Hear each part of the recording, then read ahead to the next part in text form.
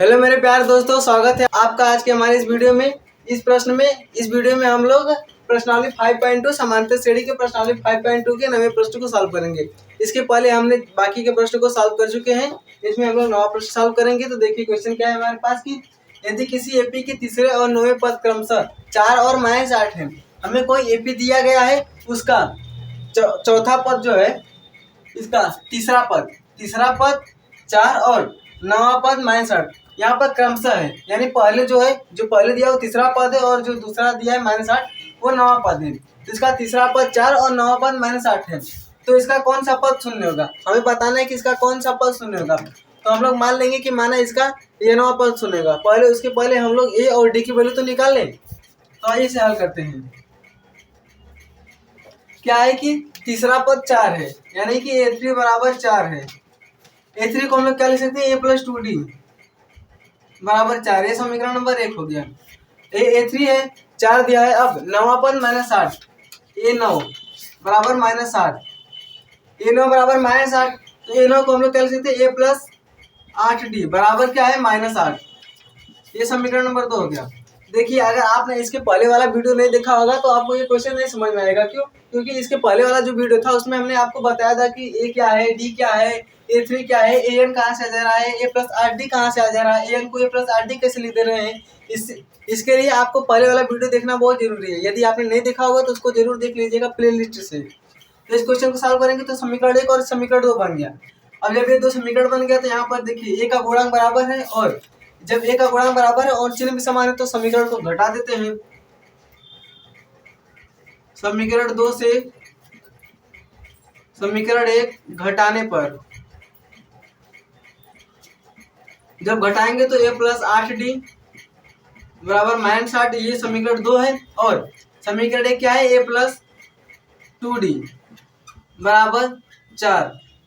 अब देखिए घटाते टाइम जो होता है, ये जो चिन्ह होता है समीकरण दूसरे वाले समीकरण का, यानी जो नीचे वाला समीकरण था उसका चिन्ह जो होता है बदल जाता है। जैसे यहाँ पर प्लस है तो माइनस हो गया, प्लस है तो माइनस, और ये प्लस है तो माइनस।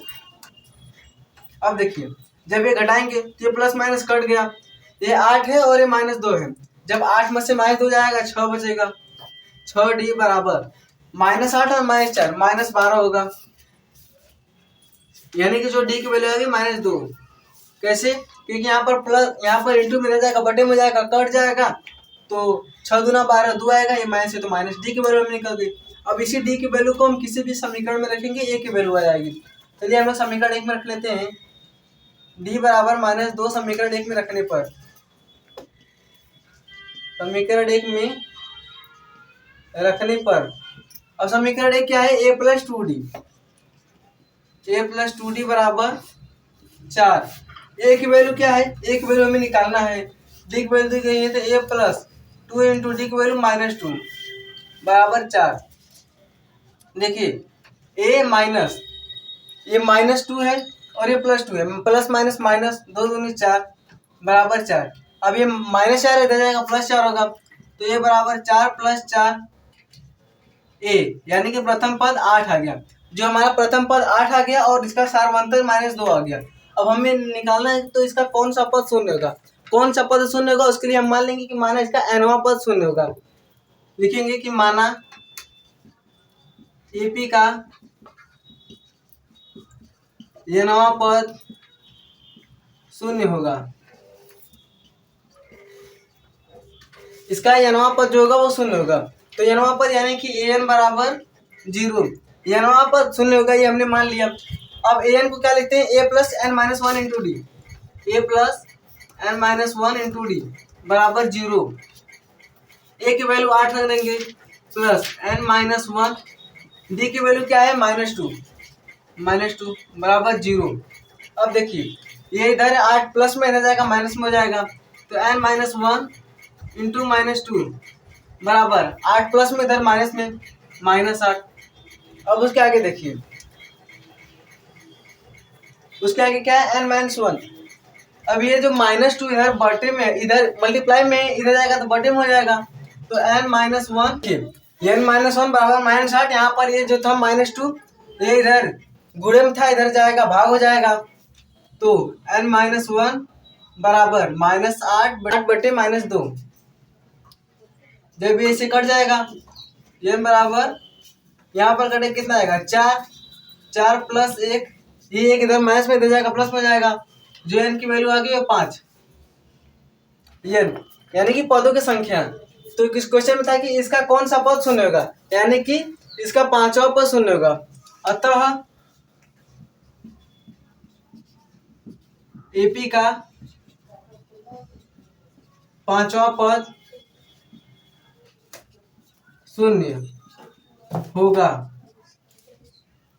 क्वेश्चन था कि यदि किसी एपी के तीसरे और नवे पद 4 और -8 हो, यानी कि तीसरा पद इसका 4 और नवा पद 8 हो, तो इससे हमने दो समीकरण a3 को a+2d, तो इससे दो समीकरण बना लिया, समीकरण को घटा दिया। क्यों? क्योंकि इसका चिन्ह समान है और एक ही गुणांक बराबर है। डी की वैल्यू -2 आ गई। अब डी की वैल्यू को हमने समीकरण 1 में रख दिया, समीकरण 1 में रखने के बाद ए की वैल्यू 8 आ गई। अब हमें क्वेश्चन में था कि इसका कौन सा पद शून्य होगा, तो हमने मान लिया कि इस एपी का nवां पद शून्य होगा। अब nवां पद शून्य होगा तो an बराबर 0, और उसके बाद n - 1, an को हम लिख सकते हैं a + n - 1 इंटू डी। ए और डी की वैल्यू दी, एन की वैल्यू 5 आ गई, अतः एपी का पांचवा पद शून्य होगा। तो आप लोग इसका स्क्रीनशॉट ले लीजिए, मैं थोड़ा साइड हो जाता हूँ।